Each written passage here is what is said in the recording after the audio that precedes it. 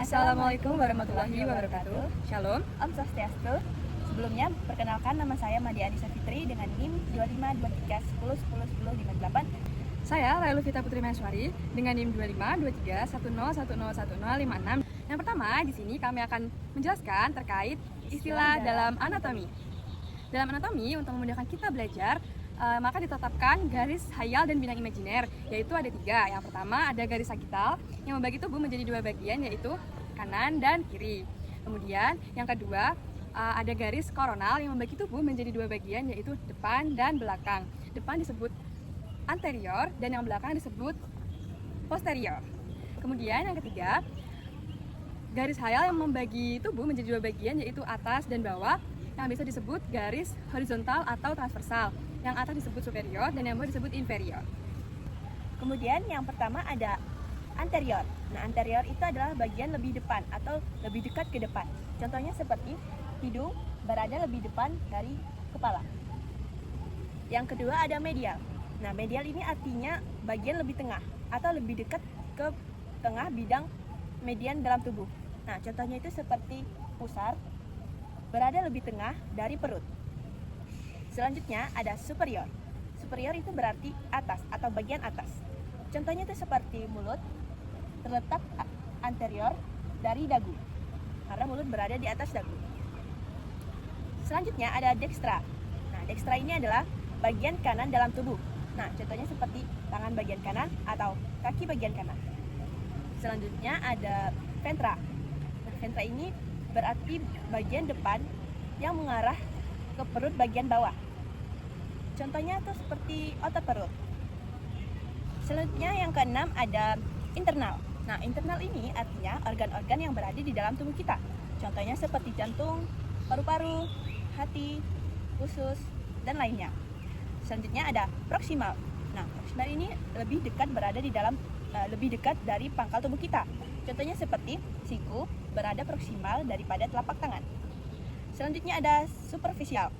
Nah, superficial ini bagian yang lebih dekat dari permukaan tubuh. Contohnya seperti kulit berada superficial daripada otot.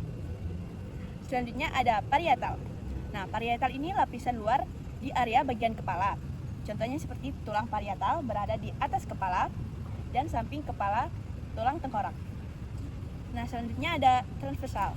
Transversal ini artinya potongan yang melintang yang lebih dispesifikan ke rotasi. Nah, contohnya seperti rotasi kepala. Contohnya seperti gerakan memutar kepala. Selanjutnya ada posterior atau lebih dekat ke belakang. Nah, contohnya seperti tulang belakang berada posterior daripada tulang rusuk. Selanjutnya ada lateral. Nah, lateral ini bagian samping atau menjauhi bidang median. Contohnya seperti telinga berada lateral daripada mata. Nah, selanjutnya ada inferior atau bagian bawah. Nah, contohnya seperti dagu berada inferior daripada alis. Nah, selanjutnya ada sinistra, bagian kiri tubuh atau tubuh bagian kiri. Nah, contohnya seperti tangan bagian kiri atau kaki bagian kiri. Lalu ada dorsal. Nah, dorsal ini adalah bagian belakang yang berada di tulang belakang. Contohnya seperti tulang belikat berada di dalam dorsal. Lalu ada eksterna. Nah, bagian eksterna ini adalah bagian luar. Contohnya seperti telinga eksterna atau telinga bagian luar. Baik, yang selanjutnya yaitu distal, yang berarti ujung atau menjauhi batang tubuh. Contohnya adalah jari-jari tangan menjauhi siku. Kemudian perifer atau tepi. Tepi di sini merujuk pada tepi batang tubuh, yaitu ada alat gerak bagian atas, yaitu tangan dan kaki. Kemudian profunda atau lebih dalam dari suatu bagian tertentu. Contohnya tulang hasta dan pengumpil yang letaknya lebih profunda dibanding otot lengan bawah. Kemudian ada visceral yang berarti lapisan dalam. Lapisan dalam di sini merujuk pada lapisan dalam tubuh manusia, yaitu terdapat lapisan otot dan lemak yang letaknya jauh lebih visceral atau lebih dalam daripada lapisan kulit. Kemudian ada vertika atau garis vertikal yang membentang atau membelah tubuh secara hayal menjadi dua bagian, yaitu kanan dan kiri. Oke, selanjutnya ada longitudinal atau potongan memanjang. Contohnya saat tulang kita, utamanya tulang femur, itu dipotong, nantinya kita akan dapat melihat struktur tulang dengan jelas. Kemudian ada sentral atau bagian tengah. Bagian tengah di sini merujuk pada bagian tengah tubuh. Contohnya adalah hidung dan mulut. Kemudian ascendant atau bagian naik dan juga descendant atau bagian turun. Contohnya adalah usus besar manusia pada bagian kolon, yaitu ada kolon ascendant atau kolon naik dan kolon descendant atau kolon turun. Kemudian ada kranial. Kranial di sini berarti bagian kepala. Contohnya adalah cavum cranialis atau rongga pada tengkorak manusia. Kemudian ada caudal atau bagian ekor. Bagian ekor di sini merujuk pada bagian tubuh yang menjauhi kepala. Contohnya ada tulang ekor di bagian bawah dekat dengan pelvis. Selanjutnya kita akan membahas terkait palmar dan plantar. Palmar ini merupakan ke arah palmaris manus atau anggota gerak atas. Contohnya adalah tangan, yaitu ada metakarpal yang artinya pergelangan tangan. Kemudian plantar ini adalah ke arah plantar pedis atau anggota gerak bawah. Contohnya adalah kaki, yaitu tarsal atau tulang pergelangan kaki. Kemudian ada ulnar atau ke arah ulna atau tulang hasta. Kemudian ada radial atau ke arah radius, yaitu tulang pengumpil. Selanjutnya adalah tibia, yaitu ke arah tibia atau tulang kering. Kemudian ada fibular, yaitu ke arah fibula atau tulang betis. Selanjutnya, kita akan menjelaskan posisi anatomi. Yang pertama ada berdiri, lalu ada terlentang. Yang ketiga ada pronasi, yang kemudian terakhir ada posisi litotomi, yang terdiri dari berikut. Yang pertama ada posisi berdiri, contohnya seperti ini. Posisi berdiri, tubuh kita tegak, pandangan ke depan, lalu tangan berada di samping menghadap ke depan, dan tungkai kaki lurus sempurna. Posisi ini sangat penting karena hubungan semua struktur tubuh didefinisikan pada posisi berdiri ini. Nah, yang kedua ada posisi supinasi atau terlentang, contohnya seperti ini. Nah, posisi supinasi ini pandangan lurus ke atas, lalu tangan berada di samping tubuh dan menghadap ke atas juga. Nah, posisi ini sama seperti posisi berdiri, tetapi bedanya posisi terlentang berada di bidang horizontal. Selanjutnya, yang ketiga yaitu posisi pronasi seperti berikut. Posisi pronasi biasa disebut juga dengan posisi tengkurap, di mana punggung menghadap atas dan pandangan menghadap bawah. Pada posisi ini juga berada di bidang horizontal. Kemudian yang keempat yaitu posisi litotomi. Posisi ini berada pada bidang horizontal dengan posisi telentang, di mana paha diangkat secara vertikal dan betis diangkat secara horizontal, seperti membentuk sudut 90 derajat. Kemudian kaki dikunci untuk menopang pinggul. Biasanya ini dilakukan pada berbagai prosedur kebidanan. Selanjutnya kita akan membahas Arah gerakan. Yang pertama ada gerakan fleksi dan ekstensi. Nah, fleksi artinya menekuk atau membengkokkan, dan sebaliknya ekstensi atau meluruskan kembali. Contohnya seperti fleksi, ekstensi. Fleksi dan ekstensi. Nah, lalu yang kedua ada aduksi dan abduksi. Nah, aduksi itu adalah mendekatkan tubuh, sedangkan abduksi menjauhkan tubuh. Contohnya seperti aduksi, abduksi, aduksi, abduksi. Lalu yang ketiga ada rotasi dan sirkumduksi. Nah, rotasi ini artinya memutar sendi. Nah, kalau sirkumduksi adalah gabungan antara fleksi, ekstensi, abduksi, dan aduksi. Nah, contohnya seperti rotasi, dan sirkumduksi. Rotasi dan sirkumduksi. Nah, yang keempat ada elevasi dan depresi. Elevasi artinya mengangkat dan depresi artinya menurunkan. Contohnya seperti elevasi, depresi. Elevasi dan depresi. Yang kelima ada inversi dan eversi. Inversi artinya memiringkan telapak kaki ke dalam, dan eversi memiringkan telapak kaki keluar. Contohnya seperti inversi, eversi. Inversi, eversi. Selanjutnya adalah gerakan supinasi dan pronasi. Supinasi yaitu gerakan mengadahkan tangan atau tangan menghadap ke atas, sedangkan pronasi adalah gerakan menelungkupkan tangan atau tangan menghadap ke bawah. Contohnya yaitu supinasi, pronasi, supinasi, pronasi. Kemudian ada endorotasi dan eksorotasi. Endorotasi adalah gerakan memutar yang bertumpu pada tulang belakang atau pada sendi yang arahnya ke dalam, sedangkan eksorotasi sama, hanya saja arahnya keluar. Contohnya endorotasi dan eksorotasi. Endorotasi, eksorotasi.